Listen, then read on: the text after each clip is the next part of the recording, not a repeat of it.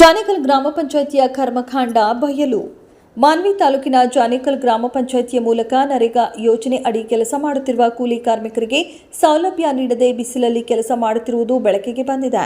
ರಾಯಚೂರು ಜಿಲ್ಲೆಯ ಮಾನ್ವಿ ತಾಲೂಕಿನ ಜಾನೇಕಲ್ ಗ್ರಾಮ ಪಂಚಾಯಿತಿ ಪಿಡಿಒ ಶಾರದಾ, ತಾಲೂಕು ಪಂಚಾಯಿತಿ ಇಒ ಖಾಲಿದ್ ಅಹಮದ್ ಸಾಹೇಬ್ರು ಬಡ ಕೂಲಿ ಕಾರ್ಮಿಕರಿಗೆ ನರೇಗಾದ ಸೌಲಭ್ಯ ನೀಡದೆ ವಂಚಿಸುತ್ತಿದ್ದು, ಆದರೆ ಇದೆಲ್ಲವನ್ನ ನೋಡಿದರೆ ಅಮಾಯಕ ಕೂಲಿ ಕಾರ್ಮಿಕರ ನೋವು ಇಒ ಖಾಲಿದ್ ಅಹಮದ್ ಕೇಳಿಸಿಕೊಳ್ಳುತ್ತಿಲ್ಲ ಎಂಬುದಾಗಿದೆ.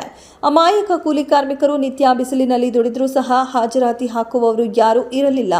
ನೆರಳಿನ ವ್ಯವಸ್ಥೆ, ಕುಡಿಯುವ ನೀರಿನ ವ್ಯವಸ್ಥೆಯನ್ನ ಪಿಡಿಒ ಶಾರದಾ, ಇಒ ಖಾಲಿದ್ ಅಹಮದ್ ಸಾಹೇಬ್ರು ಮಾಡದಿರುವುದರಿಂದ ಇಒ ಖಾಲಿದ್ ಅಹಮದ್ ವಿರುದ್ಧ ಕಾರ್ಮಿಕರೇ ವಿಡಿಯೋ ಮಾಡಿ ಸಾಮಾಜಿಕ ಜಾಲತಾಣದಲ್ಲಿ ಬಿಟ್ಟಿದ್ದರಿಂದ ಚರ್ಚೆಗೆ ಗ್ರಾಸವಾಗಿದೆ.